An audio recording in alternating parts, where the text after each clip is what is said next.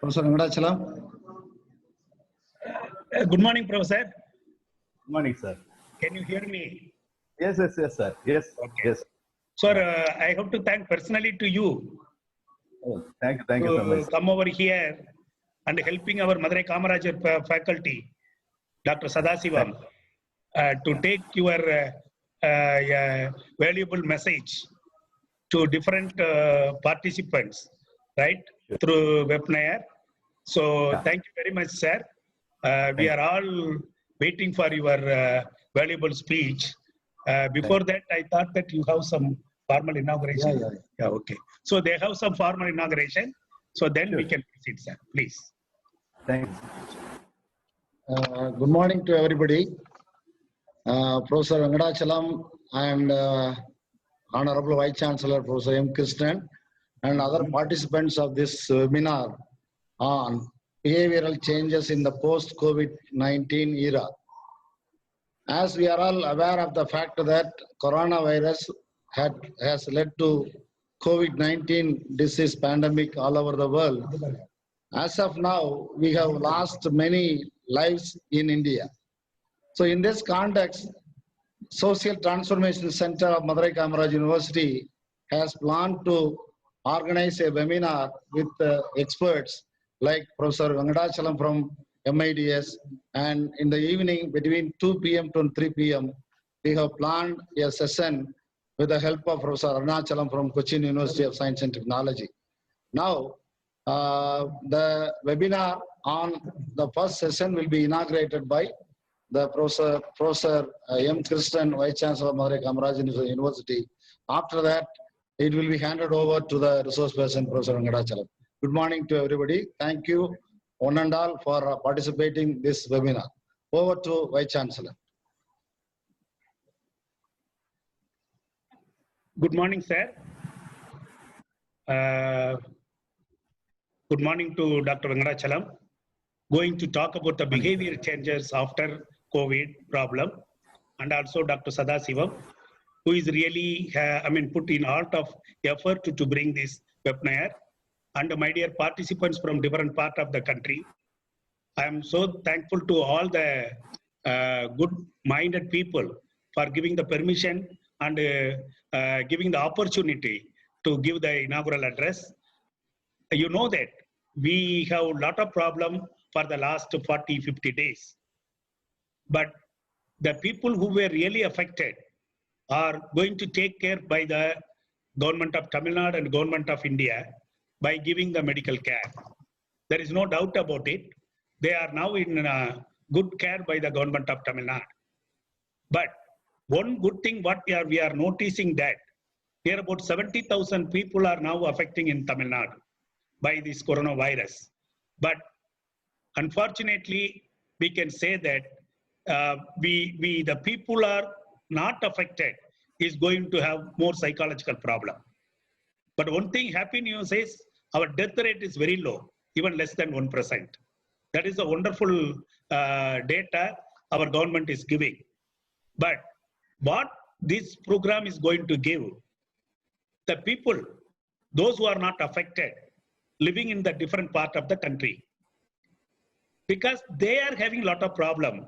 Not only the behavior change, they are having psychological problem, psychosociological problem, economic problem, and the societal problem. So like that, they have a lot of problem with respect to the COVID-19. But how we are going to come out? It's very difficult. So what Madurai Kamaraj University is doing last 40 days, how we can, give the message to the public. For that, we are giving some training for psychosociological aspect to get some trainer where they can go to the villages and give the message. What you have to do that? How we can come out from the psychological problem. For example, you can see that Madurai Kamaraj University is giving or provided the hostels and also the guest houses for these people coming from different parts of the country. Particularly Maharashtra, Madhya Pradesh, Bihar, Gujarat, the people are coming to Tamil Nadu. But immediately we are not going to keep their, the people in their house. So they need some isolated places where we are giving the, the bed and every facilities. But the Madurai Kamaraj University is surrounded by more villages. So the village people oppose this first because they're afraid of that these people will bring the COVID to the village people. Then I called all the people. These are not the affected people. They are coming from outside the Tamil Nadu, where we are suspecting that they may have some problem. So even for that, there is a problem around the villages of Madurai Kamaraj University. For the village people, I am saying that. But you see that, how that the public is going to affected by this COVID. So for that, the expert like Venkatraman to give a proper way, proper knowledge to the participant. By that, the participant go to their own respected area. Number one, their family should be taught properly. The family should know that what is the COVID, how it's going to affect. You should not have any psychosociological problem. Then they have to talk to their friends, talk to their relatives, talk to the village people. Like that, if the message goes, definitely it's also yet what you called, we are ready to fight with the COVID, but your lecture will give us more strength to the participant to fight with the COVID. By that, definitely we will get the success out of it. So once again, thank you very much, sir. You are going to give a very good lecture about the behavior changes of COVID-19. Our Sadasivam, I think, approached so many people as a participant. They are here. I don't know how many people are joining now. I think more than 100. So 100 will go 1,000, 1,000 will go 10,000, 10,000 will go 1 lakh. Such a way, we have to train the people.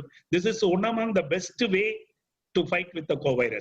But kindly, the people who participated here, kindly assure that you are isolated yourself, you are wearing the mask, and you are having all that cleanliness in your daily routine life. By that, definitely we can increase our immunity. By that, we can fight most strong against this COVID-19. Thank you very much, sir. Thank you, my speaker, and also that Dr. Sadasivam for giving a wonderful opportunity. Thank you, participants. Kindly, it's a voluntary program. We are not compelling anybody to be here as compulsory. So kindly take care of you and take care of yourself and give the message to other public and also the society. Thank you very much, sir. Thank you, sir. Thank you. Sir, and resource person Dr. Venkatrachalam and other participants for the kind information of the Vice Chancellor and the resource person. This program was well received by 666 participants. Actually, this much participants have registered themselves, but this Zoom meeting app is allowing only 100 to participate online. Others will view through Facebook Live. It is going on, and YouTube Live also, I think so. Facebook alone. So your lecture will be screened in the Facebook also. This is for your kind information. With this information, Social Transformation Center of Madurai Kamaraj University is once again welcoming you all. Now the session will be handed over to the resource person, Dr. L. Venkatrachalam, Professor RBI Chair, Madras Institute of Development Studies, Chennai. Thank you, one and all. Now over to resource person, Professor Venkatrachalam. Venkatrachalam, sir. Now you can start. Thank you. All of you. Thank you very much. Yeah. So good morning to all of you. First of all, I would like to thank Honorable Vice Chancellor for having come and inaugurated this session, and then for the very nice introduction. Thank you very much, sir. Thank you for your valuable time spent with us. Thank you, and thank you. Yeah. So I would like to thank Dr. Sadasivam also, as indeed taken to coordinate the webinar, and the Department of Social Transformation for having invited me. Yeah, on the behavioral issues involved in dealing. So basically, you know, and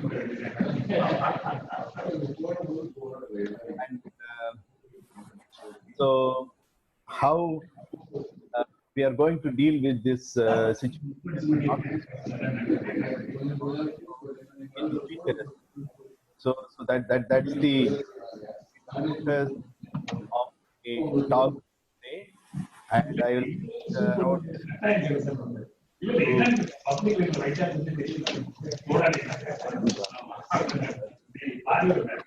question over this forum. So, first,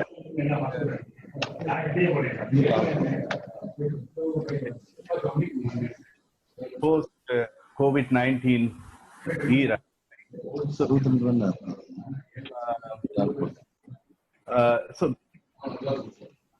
you know, as all of you know, most of the countries, they follow oriented economy. Now, almost all countries, except very few of them, market-oriented economy, you know, they take globalization as the major kind of platform to expand their wealth of nations, especially the size of the gross domestic product. Okay, so how do you expand gross domestic product?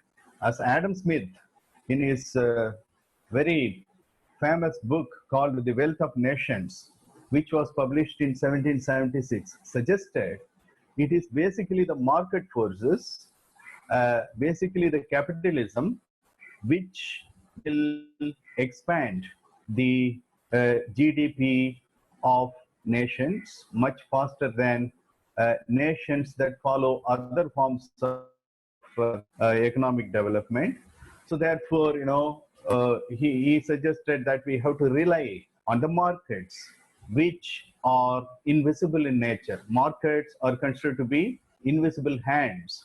So in every country that follows market-oriented economy, we find the markets to play a major role in improving the welfare of the people, actually, right? So the invisible hand plays a major role in bringing positive benefits or improved welfare to the individuals. Of course, there are countries that do not follow hardcore capitalism like China, Sweden, all these countries. They are following socialist pattern of the society, actually, where the government plays a major role along with markets in certain places, right?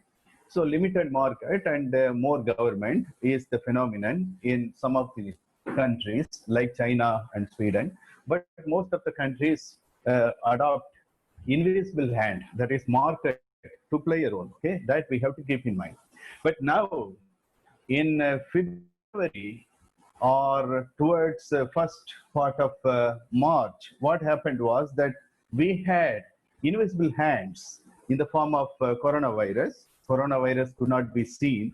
Of course, if you look at the picture of the coronavirus, it has so many hands actually, which could not be seen. So the coronavirus also carries invisible hands. But what these invisible hands have done is, they have destroyed most of these economies in the world. Not only the capitalist system based economies, but also the economies that follow the socialist pattern of society, like Russia, China, Sweden, all these countries actually. Of course, Sweden is a kind of different kind of country in terms of COVID impact. I will come on to that later on if there is time. But you know, the COVID-19 with its invisible hands have completely destroyed the I'm sorry, the you know, the economies. And as our Honorable Vice Chancellor rightly said, the COVID-19 has also devastated or adversely affected the health and livelihoods or lives of the human beings. Okay, so there are a lot of sufferings because of COVID-19, and you have other consequent economic and environmental problems. I'm sorry, economic problems like job loss, income loss, and so on. So, okay, so this is the kind of picture that we are already familiar with. But now, the point is, COVID-19, the coronavirus, is going to be with us. This is what many of the scientists have suggested. Actually, many scientists are telling us that, look, COVID virus is not going to go by August or September this year. No, it is going to stay with us, like dengue virus. Every year it comes, goes back, comes, goes back, like that. So COVID is also going to be with us, and therefore we are going to live with COVID virus. That is the coronavirus, actually. So how are we going to live with this virus? So what is the new normal? Many people suggest that we are going to live a new normal life. In other words, the kind of life that we led before COVID is not going to be the life that we are going to live after COVID-19. Okay, our entire life is going to be different. Similarly, many economists argue that the economies that we had in the past before COVID-19 episode are not going to be the same economies that are going to be there after the COVID-19 episode, actually, in the coming years, actually, right? So this is what is called new normal. What is that new normal? We are going to lead a completely different kind of life, and we are going to have a different kind of economies. Okay, so now, how are we going to deal with this particular crisis that is going to be in future as well? Okay, and we need to understand certain fundamentals, namely, for all our decision making, whatever the kind of decision that you require, you need information. For example, if you want to get married, you need to know more information about your life partner, their families, and so on and so forth. Okay, and even if you want to buy a milk packet, you need information. Where do you want to buy it, and the price of it, so on and so forth. Okay, so for every decision, whether it is a very kind of long-term decision like marriage, or a short-term decision like buying milk or something like that, whatever the decision that you take or you make, you have to depend on information. Okay, so your decision depends on information. Ultimately, your decision will determine your behavior. When we talk about behavior, you have to talk about decision. When you talk about decision, you have to talk about information. Okay, but now, what kind of the information that we are accessing, basically, or what kind of the information is available in the environment, or in the ecology, or the ecosystem that we are living in, which will help us to change our behavior, which will help us to take decisions that would in turn change our behavior, right? So fundamentally, information is very important. But at present, the information about many things is not available. For example, when I was preparing for this lecture for the past 2 days, I could not get a lot of information about the kind of future behavior. There is purely uncertainty about what kind of the behavior that we are going to practice in future, and whether we can expect all the people to behave in a particular manner so that we can deal with the COVID-19 crisis in future also. I didn't have any idea. So therefore, even this lecture is based on very limited amount of information that I could access. Okay, there may be so many other forms of information, but I could not access them. Similarly, our economy, how our economy is going to be, nobody knows. Some people say that, look, economy will revive within 6 months, within 2 years. Some people say, look, it is going to be a permanent crisis. The economy will revive only after 5 years, and so on and so forth. We don't have any idea. Similarly, about COVID-19, we don't have any idea how this virus is going to behave, how it is behaving right now, and so on and so forth. Okay, so when information is not available, how do we take this decision? Okay, so this is very important. So information is very important, but at present, most of the people are dependent on narratives. What is narratives? Narratives are the kinds of information available from different sources. For example, every day we look at WhatsApp, and then people provide information through WhatsApp, and then there are people who take this information seriously and then take a decision. Similarly, we get a lot of information from. The point here is that what is the authenticity of this information? Can we rely on this information? For example, if I get some information from WhatsApp, whether I can take a decision on the basis of the WhatsApp message, I don't know. So therefore, there is an information uncertainty, and when there is uncertainty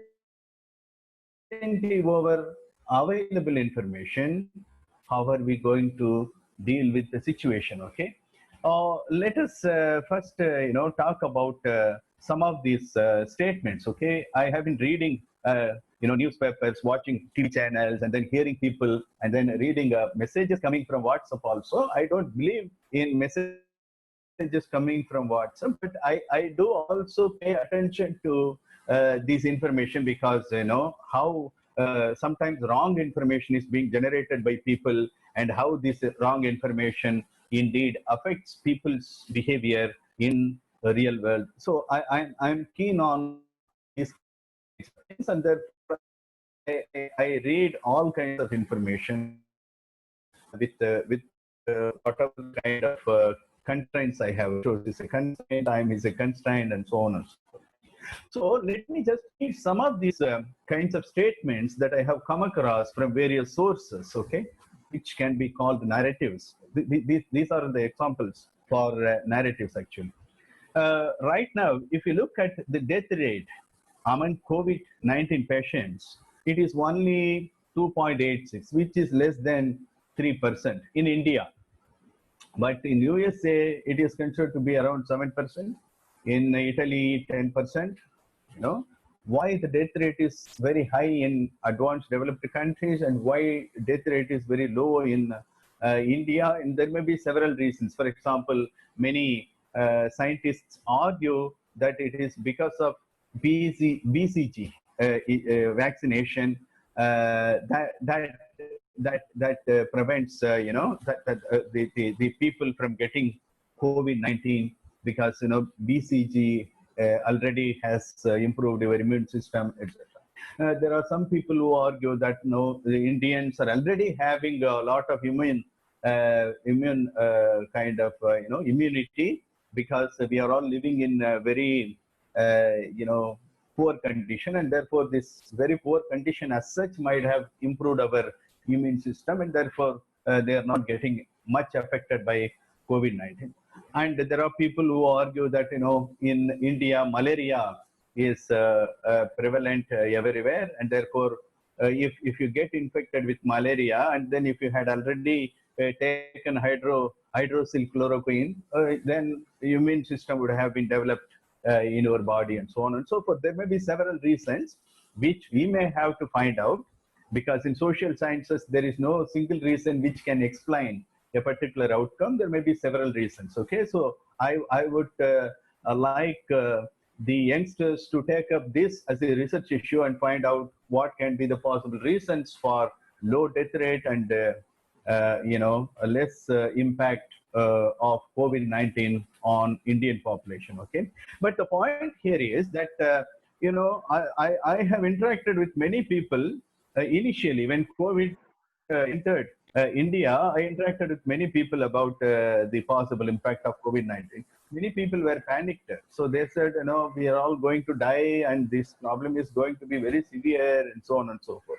But they are all concerned about people getting killed by COVID-19. How many people are getting killed? It's just 3% out of total number of people getting affected by COVID-19.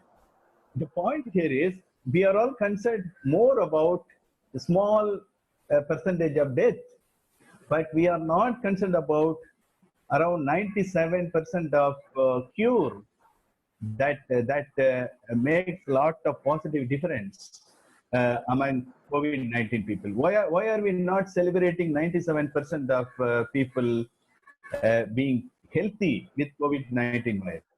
So why we are concerned about 3% death, get panicked out of it, and not concerned about 97% kind of cure among the people. Okay, that's one thing. Second thing is, if you look at number of deaths among the COVID patients, it is much smaller than the number of deaths caused by cancer, tuberculosis, pollution, and so on and so forth. No, the common kind of conventional diseases, they are killing more number of people, large number of people, millions and millions of people. For example, I read one report in 2019. It's called the Lancet Committee report on pollution. So Lancet Committee report says that around 18 lakh people are getting killed every year by air pollution alone in India. In India, every year, 18 lakh people, 1.8 million people are getting killed by air pollution alone. If you take cancer, if you take TB, if you take hepatitis B and other kinds of diseases, then the number of people getting killed by these diseases is much higher than that of COVID-19, basically. But still, we are panicked. We are panicked about some, today it was around 4,537 people for the past 3 months. In India, 4,537 people have been killed by COVID-19.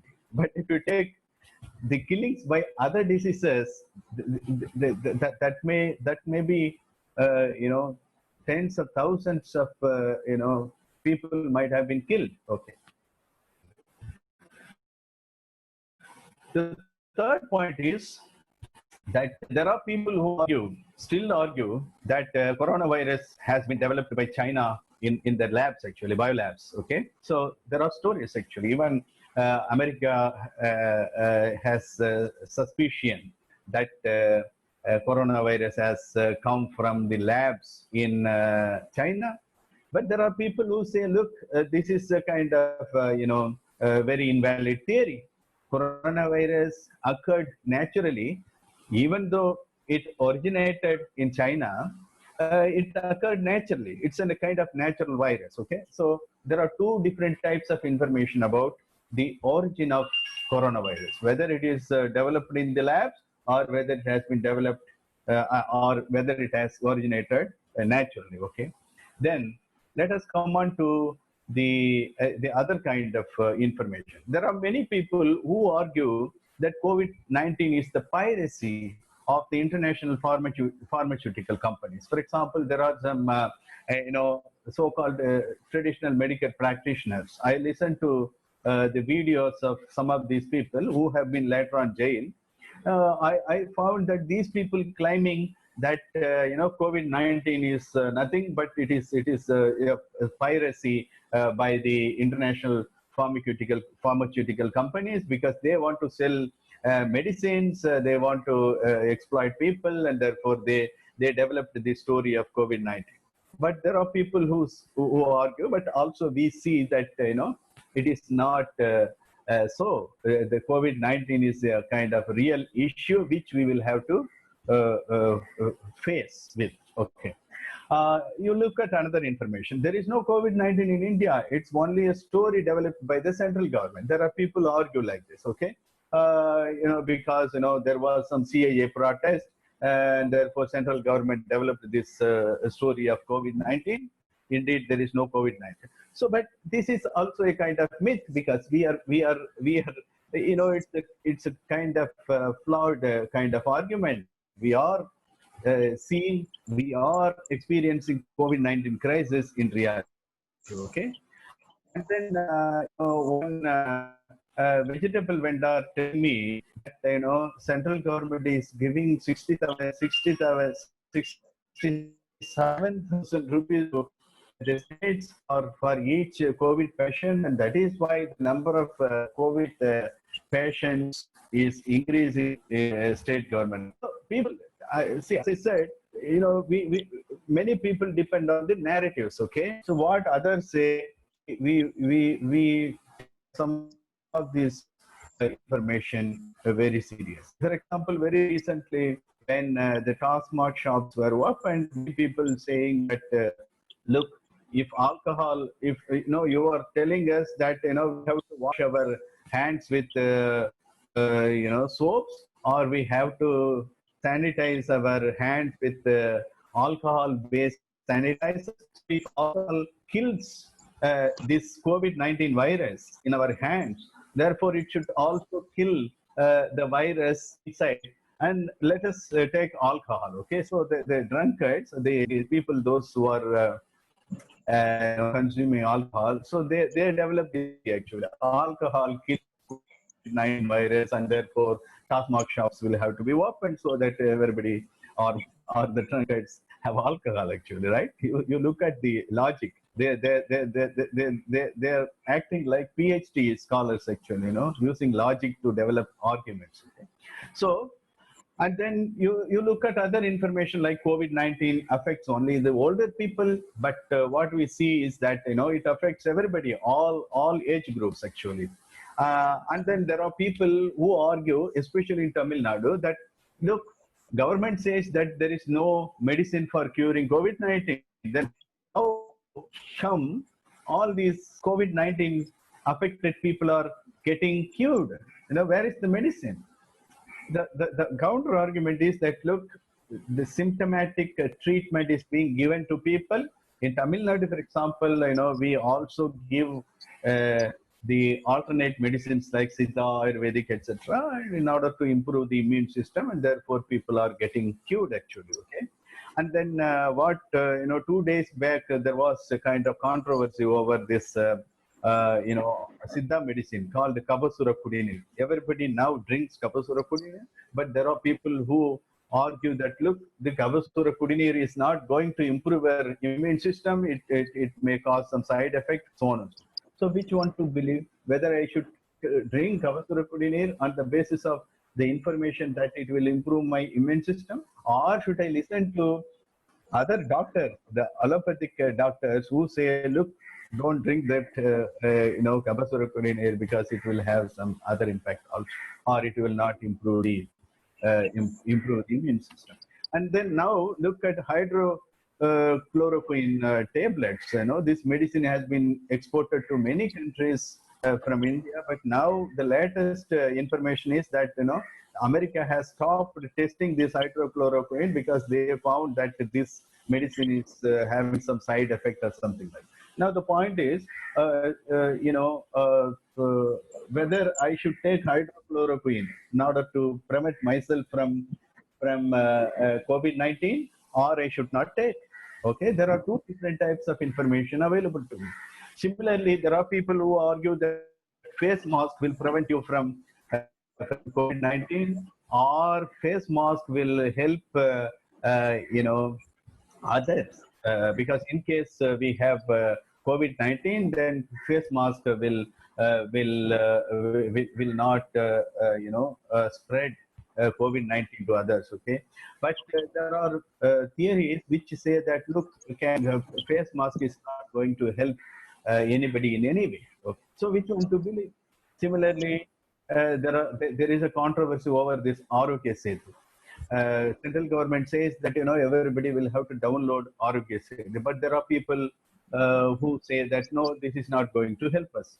Similarly, people argue that more testing in India needs to be done, but there are people who say that, look, even if you do more testing, there are people who are asymptomatic or they may be negative now. Maybe tomorrow they may become positive, and therefore will you be testing each individual every day in order to find out whether they are positive or negative? So you cannot do that. But these people argue that, look, let us have this herd immunity. Let us allow the COVID-19 to spread in the community so that we can develop immune system, herd immunity. It's called, among the community it can develop, and then it will prevent future spread of COVID-19. Okay, so that's the kind of argument. Now the point is whether we have to do more testing or whether we have to rely on herd immunity. Okay, so that's the kind of decision that we have to take. A very interesting argument I had come across with. For example, people, as I said, who argue that we have to open up the economy and allow the people to move around by encouraging herd immunity. But these people argue that, look, older people are dying, and therefore we cannot. No, the counter argument to this is that, look, older people are dying, or people with comorbidities are getting killed by COVID-19, and therefore let us not open it up. Let us continue with the lockdown. But these people argue, the counter argument to this is that, look, anyway, the people, those who are dying, are going to die in another 2 years or 3 years. So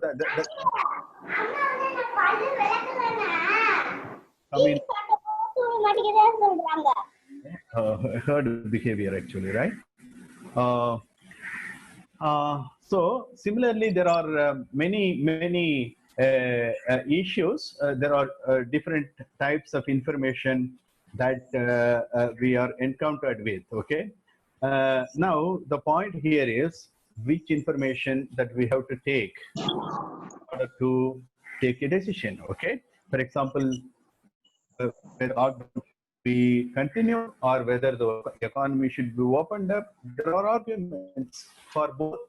Whether more money has to be pumped into the economy, which is what is Keynesian approach? You pump more money now, so people's purchasing power will increase, and as a result, they will buy more goods and services, and as a result, the economy will revive. But there are Friedman type of argument, which says that if you pump in more money, then 5 years down the line, you will have more inflation, less employment, or more unemployment, and therefore you should not pump more money. So which one will have to be believed? Whether the government should pump more money or whether the government should use the liquidity approach, namely providing more loans, which may come back later on, so that we can control inflation and so on and so forth. So for everything, there are many different types of information available, and the question is which information will have to be taken to make a decision regarding COVID-19. Okay. So that is a major issue. So how are we going to solve this problem, informational problem? See, most of us do believe in false narratives because that is found to be very interesting. It is found to be very comfortable for us, and therefore we fall into the trap of accepting false narratives. Okay, so most people do not have the ability to choose good information as well as to process that good information. I may have access to good information, but may not be able to process that information for taking a particular decision, important rational decision. Or I may not have the ability at all to choose the right information. Okay, so these are some of the things that are found by the behavioral economists who do field research, and sometimes what behavioral economists have found is sometimes too much information also does not help us. Okay, as long as you have very limited information, you can take a decision which may become rational decision. But when you have more information, too much information, you not only don't have the ability to process this information, but also sometimes the decision that you take on the basis of this too many information or too much of information will become irrational. Okay. Similarly, there are many information related behavioral issues. I don't want to go deeper into all those kinds of things. But now, how do we get or how do we provide authentic information for the people to take a rational decision? Okay. Right now, do we have any mechanism by which we can get authentic information uh, about COVID, about the economy, about the health impact, about the migrant laborers, about the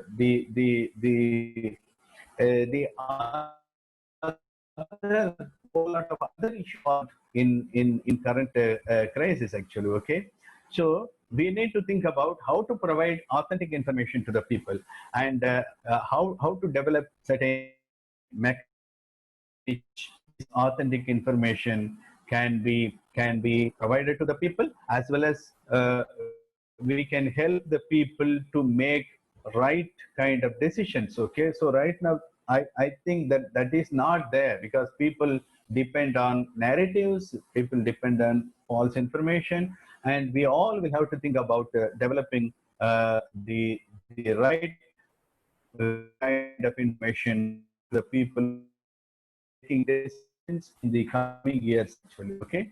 The second issue is different people behave in different ways actually. You cannot expect all the 130 crore people in India to follow social conditions, to wash their hands with, to use sanitizers, or to adhere to the lockdown norms. Okay, so can you expect all of us to follow these norms carefully, strictly? Definitely not. Okay, during lockdown, most of the people prefer to go out. They don't want to sit at home and do the work actually, right, to be safe. But most of the people go out. When they go out, they don't wear mask, face mask, they don't follow social distancing, etc., etc. Okay, so I have myself seen lot of people violating the norms set by governments and the experts actually. Okay, as I said, some of them don't wear masks, some of them don't wear mask, or don't follow social distancing. Yesterday I saw one lady washing hands with soap. Okay, I went outside, and there they have kept this water and soap dispenser actually. So she was just using it, and then she did like this, and not even 20 seconds, minimum of 20 seconds to wash the hands for minimum of 20 seconds. But it was not even 5 seconds. She just applied, washed, and then went. So there is no use. Even if people are willing to wash their hands, they are not washing it properly actually. Okay, so there are people who behave differently. So either knowingly or unknowingly, the people's behavior is different from each individual. Okay, so when COVID-19 patients are asymptomatic, sorry, so how are we going to deal with them? So if you are following all the norms, if others don't follow all the norms, so what should be your behavior? So let me use a very simple game theory which is being widely used by economists and social scientists to explain people's behavior actually. For example, in a society, so you are there, right? And we have others, because we have to interact with people every day in different contexts, and therefore every day when you go out, for example, you are there, and along with you there are other people who are also behaving like you. Okay, suppose you go to a meat shop, not only that you are going there to buy meat, but also there are people who come over there. Now as I said, not all the people will behave in a similar way. So when different people behave in different ways, so how are you supposed to behave? Okay, so that's the kind of issue that we face with. Now, let us say that you are following all the norms, which is called cooperation. Okay, could you see the cursor going on around this cooperation, right? So this means that you are cooperating and others are cooperating. That means that others are also following social norms, the norms set by the government, namely social distancing, hand washing, etc. What will happen is there is no impact. The COVID impact is zero. If everybody, you, others in the community are following the norms, there is no COVID impact. That is why it is 0-0. Zero impact for you, zero impact for others. But if you are following all the norms, cooperating, and if others are not following the norms, then what will happen is others will get COVID. There is a high chance of others getting COVID. They may not wear mask, they may not follow social distancing, and therefore they will suffer from COVID impact. That is why it is -10. The impact will be very high for the others, those who are not following the norms, but it will be zero for you. You will not get any impact because you are following all the norms. Now, if you don't follow all the norms, if others follow all the norms, others will not get affected by COVID-19, but you will get affected, and therefore you will suffer from COVID-19. That is why it is -10. Now, let us look at no cooperation. No cooperation across individuals in the community. You are not following any norms. Others are also not following any norms. Therefore, everybody will get affected, and that would lead to a situation where India will have around 60 crore people getting affected by COVID-19. If nobody follows any norms, what will happen is that maybe 2 months or 3 months down the line, India will end up with 60 crore people getting affected by COVID. So the best strategy is to follow the norms, because if others don't follow the norms, you will not get affected, and therefore it is better to follow the norms so that you will not get affected by COVID-19. Best strategy under COVID-19 crisis is to follow the norms. Everybody should wear mask. Everybody should follow social distance and so on and so forth. That is what it should follow the norms.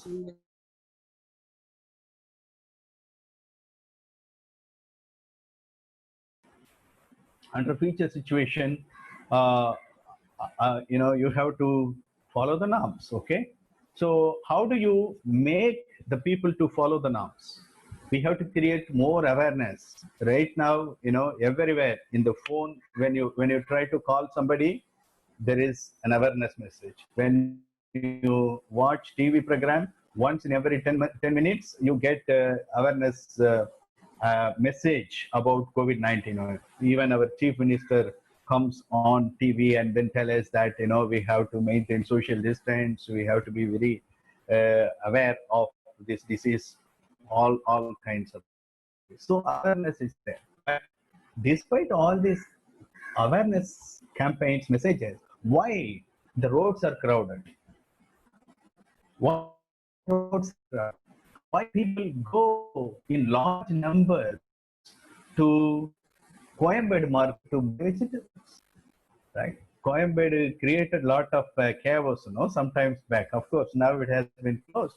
But when the COVID the cases are increasing in Tamil Nadu, especially in Chennai, people went to the market in large number to buy vegetables actually. Okay, so how do you explain this behavior? Awareness is there, but it does not work. So can we change the behavior of these people by way of persuading them, telling them individually not to go to other places or to follow all kinds of norms. So moral suasion is another kind of approach which we will have to adapt, but we have to study whether moral suasion also makes the people to change their behavior. Similarly, we have economic instruments. For example, police. If somebody violates the kind of lockdown norms, if people are coming by two-wheeler during lockdown, then immediately they are being charged with fine. Okay, how much fine? 500 rupees, 2000 rupees, for example. One of the transportation vehicle driver, he told me, sir, police fined me with 2000 rupees and I went to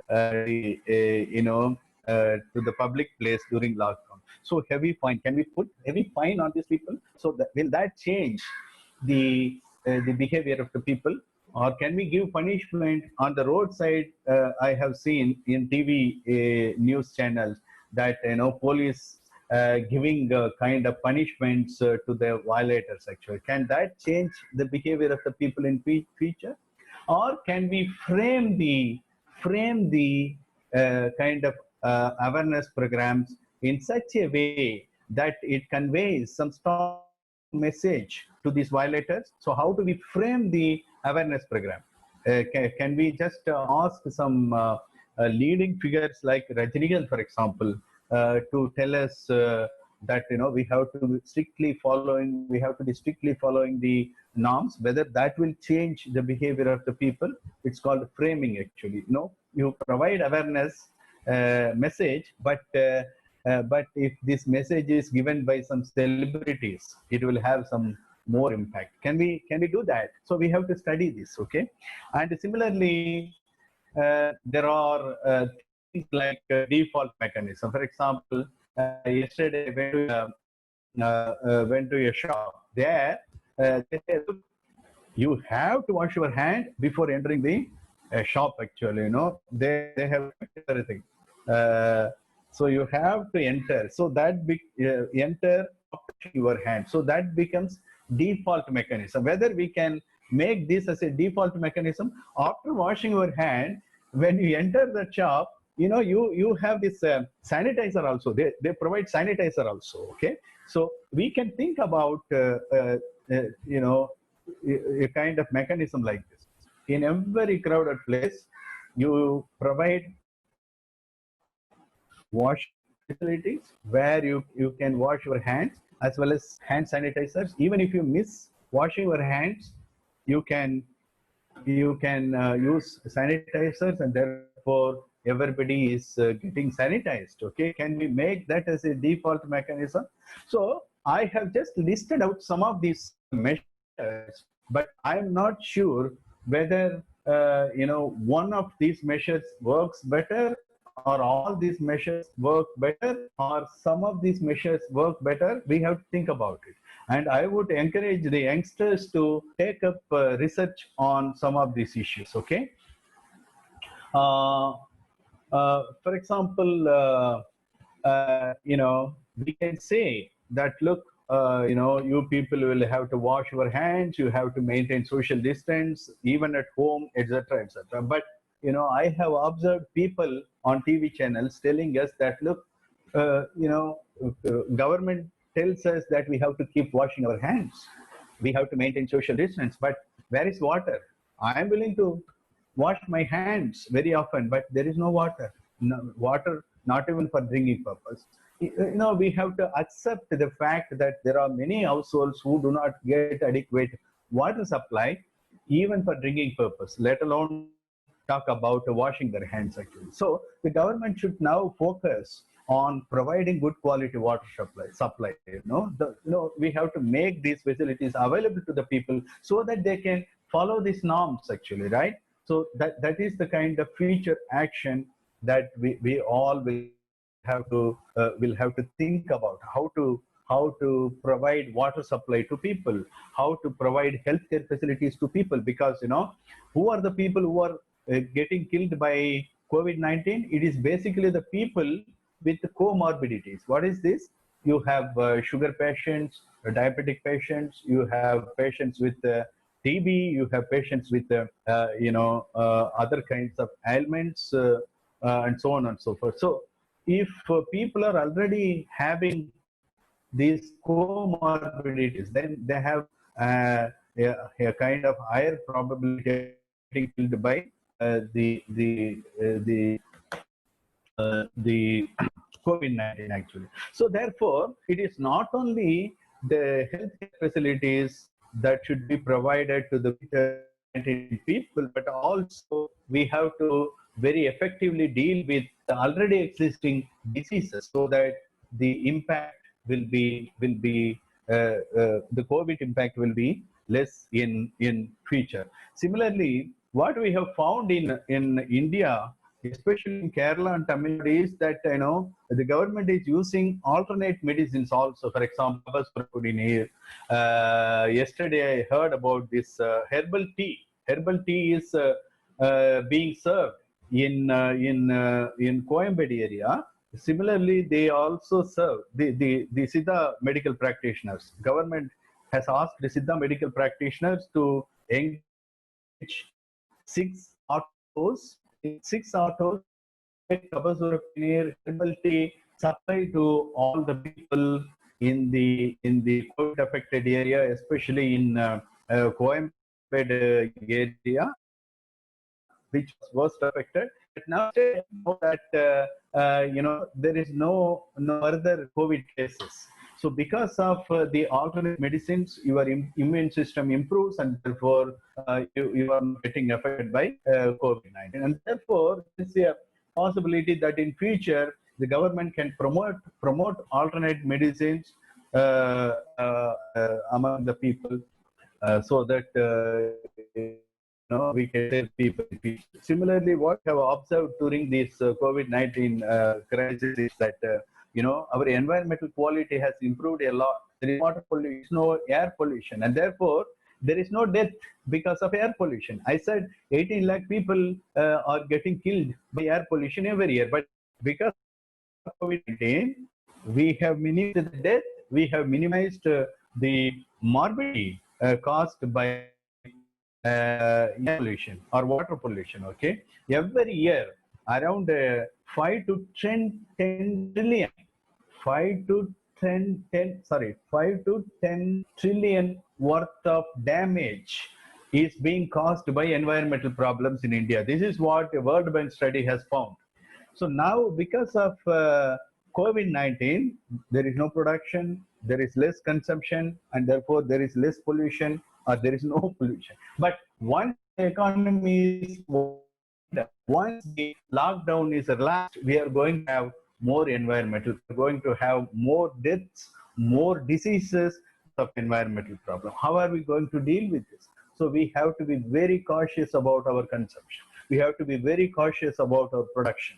We should always think about consuming less, consuming reasonably. Of course, poor people cannot consume less. I am talking about the rich. We have to think about environmentally friendly consumption, environmentally friendly production. Even if environmentally non-friendly production takes place, like for example, textile units in Tirupur and leather unit in Amburwadi area, we have to strictly follow environmental norms. We have to control pollution. Okay? So that is what we have to think about in future, because COVID-19 has proved that environmental quality of minimizing consumption and production. But in the coming years, we have to consume, we have to produce, but consumption and production will have to be environmentally friendly in nature.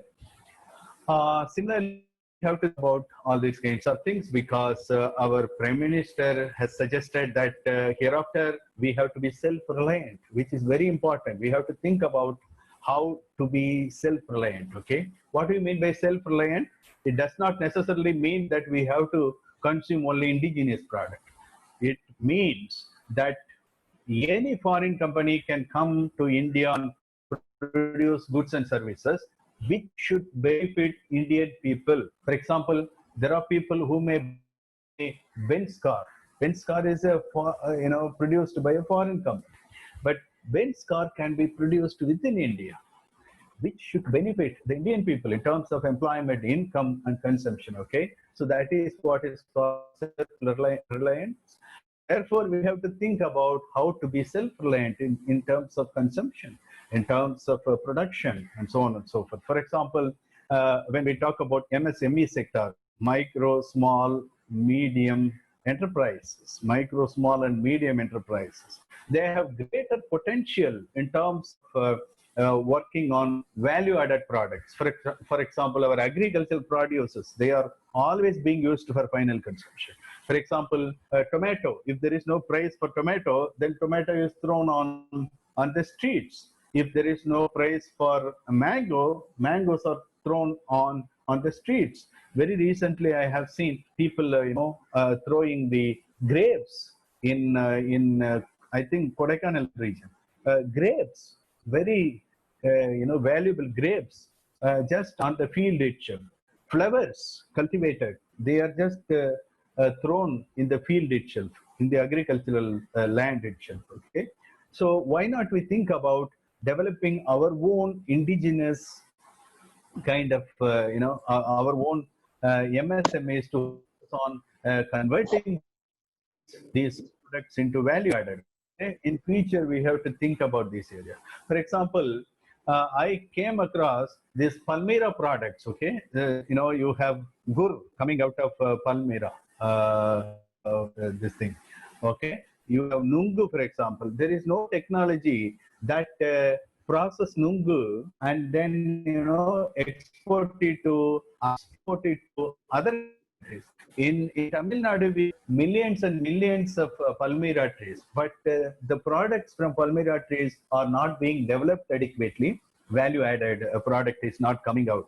For example, if you eat Palmyra candy or gur from Palmyra, your immune system improves. You can deal with diabetic kind of issues very effectively with consuming Palmyra products. But why these are not promoted? When we are talking about self-reliance, why are we not developing products of our own? Right, Palmyra and coconut trees. There are millions and millions of coconut trees in Tamil Nadu, but there is no value-added product. I have seen, people in abroad, they process tender coconut water and then export it. For example, Thailand does that. Why not Tamil Nadu? Why not India? We talk about self-reliance, but we are not thinking about how to be promoting our own kind of industries and things like that. Okay, so basically, one more thing about behavior. What we have found during this COVID crisis is that there are a lot of people who have helping tendency, who have helped others actually. I have seen a lot of people.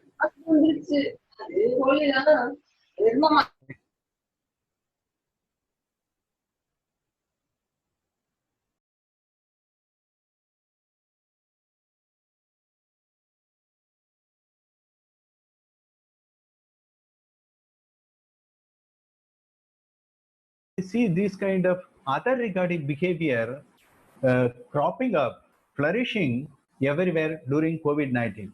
But why you don't find this other regarding behavior during normal years? Why people are not helping the poorer people? So if people are helping the poorer people in normal period, then we can eliminate poverty, we can eliminate inequality, we can eliminate all kinds of sufferings by the poorer people actually. So we need to study this very carefully. How to make people to adopt other regarding behavior during normal period so that we can deal with poverty and so on and so forth. Friends, because of paucity of time, I will stop here. Thank you very much for listening to me. I think that we have already crossed our time limit, and I would like to you to think about all these all these kinds of things that we have discussed seriously in the coming years. and then change the behavior of the people in a positive manner, because we are going to live with coronavirus, we are going to live with other diseases also, we are going to live with poverty, we are going to live with environmental problems in future also. So we have to change our behavior, we have to change others' behavior also. We have to seriously think about it. And thank you very much for your patient listening. Now I would like to take some questions, if there are some questions. I hope there will be several questions. Please.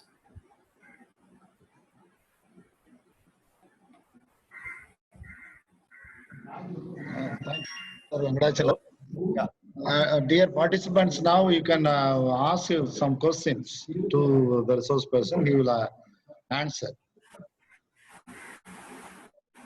I think the session handled by Professor Venkatachalam was very useful and informative. When I read his article in Tamil Hindu in the last week, I, along with my research scholar, Hussain, we have decided to host a webinar with the help of Professor Venkatachalam. So it is now over. If you have any query, doubt, or suggestion, you can share with the resource persons so that the webinar will be a complete one. Or you can send your questions through chatting. Someone, for example, has asked how the Indian government is going to generate 20 lakhs. There is a concept called deficit financing in economics. Okay, so you just print money and then distribute it, or you have already got some sources. For example, government now may think about diverting some money that is being used for constructing some, building, parliament building, for example, and that money can be diverted for, stimulus package actually. Similarly, the central government has given directions to make use of certain money that has been already allocated to the state governments for COVID-19 related activities. There are sources actually. I don't have the list of sources readily available, but if you indeed make an effort to find out the sources, there are sources. So deficit financing is one of the major sources, and therefore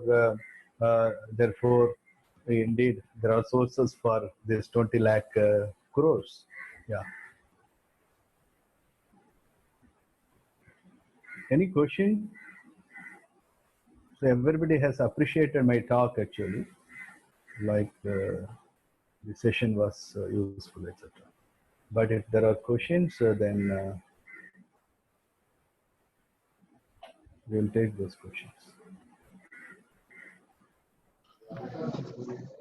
Okay, Professor. Anybody having any questions? Professor. Yeah. Professor.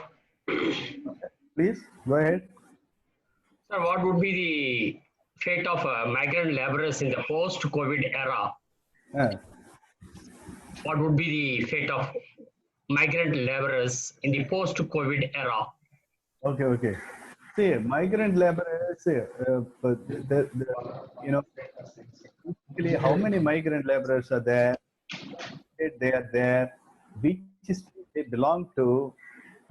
This particular information not readily available to the government to make certain measures to safely send the migrant laborers back to their state actually. But in future, I have also suggested this in my article, the article that has appeared in Tamil Hindu.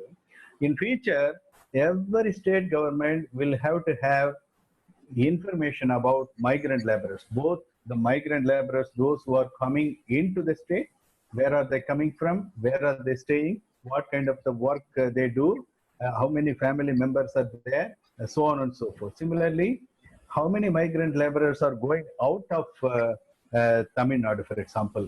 So you have to have information about where are they going, who is employed, who is employing these migrant laborers, and so on and so forth. Okay, so if you have information about the migrant laborers, basic information, then the state governments can take a lot of initiatives to improve their welfare. For example, whether housing facilities, whether their children need education facilities, whether they need food grains so that they can be given grains through the local media shops, right? So all kinds of welfare measures, not only the welfare measures related to COVID-19, but all kinds of welfare measures to migrant laborers be formulated once you get information. That is why I always place my emphasis on it. Okay. Thank you, Professor. Okay. Thank you, Professor. Professor, Handle the pandemic situation more easily by having proper planning and roadmap. The Yeah. point is that, yes, what is that proper planning? Can you, right now, the government has come out with planning, roadmap. Think that this is okay in the find that there are some problems, then try to come to the these problems, right? Rather than blindly, as academicians, we have to contribute to the government, actually, right? You have to communicate these kinds of things. And for the government is planning vote. If all parties are ready to give money for votes COVID-19, they are not ready to help labor.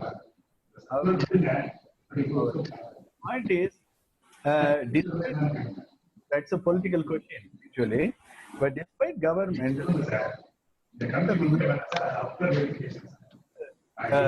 other people, so philanthropy, empathy, other regarding here, all these are I cited this in material. Beggar,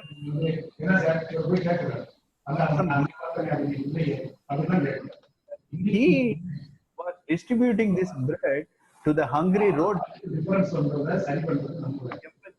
Everything is there. Who do not have income, right? Even with the beggar. Therefore, except this particular kind of others, okay? So we need more research, right? For example, people can generally contribute to as long as when the task market, many people can't, but I don't where open friends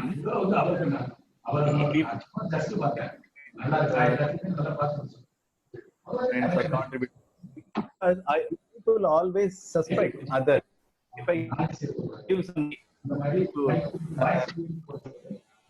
whether he will use this to buy something, whether he will use it for they have doubt. And at the moment I come to know that this may use this money for buying liquor, I will stop giving it. What circumstances people are trying to contribute to others? We have to find out. We have to do more research, right? Sir, can we close the session, Professor? Sure, sure. Sure. So, Okay.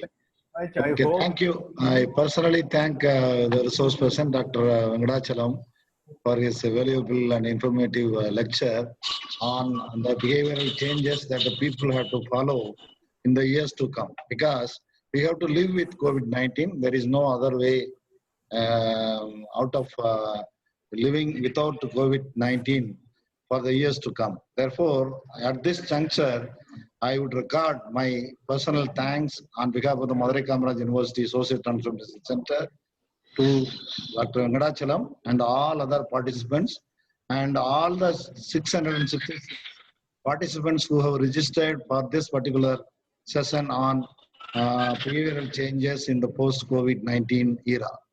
Now, the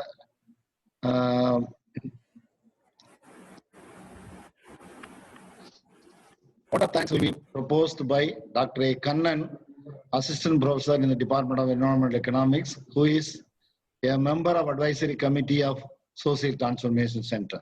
Now, over to Kannan.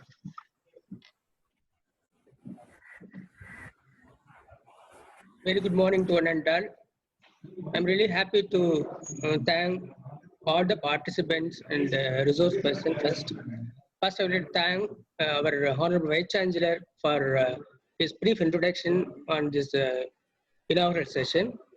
And I would like to thank the Registrar of Madhuri Kamaraj University and other administrative officials of the university for their kind help and support for the successful completion of the webinar. And I would like to thank on behalf of the Social Transaction Center and on behalf of Madhuri Kamaraj University and all the participants, I thank our resourceful resource person, Dr. L. Venkatachalam, Professor R.P. Chair, Madras Institute of Development Studies, Chennai, for his incredible lecture on the topic behavioral changes in the post-COVID-19 era. Sir, you have started session very nicely by stating that our author of economics, Adam Smith law of invisible hand, and mentioned very clear about we are going to live not in normal life, but in new normal life in the after COVID-19 periods. And you have mentioned very clear about, sir, related to the new normal life going to be faced by us in the form of some default mechanism that I rightly mentioned certain points related to the people for public awareness for fighting against the COVID-19 crisis. And I would like to thank all the participants for their active participation and valuable questions during this technical session. But not and least, I thank my dear scholar who is not seen in the screen but worked a lot for the webinar, none other than our scholar Sahuddin Yaqub Khan for this nice execution of this webinar. I once again thank all the participants and the resource person and the coordinator of the technical session, Dr. K. Sadasivam sir, for the successful completion of the webinar. Thank you, one and all. Thank you. Thank you so much. Thank you, Professor. Thank you very much. Thank you. Yeah.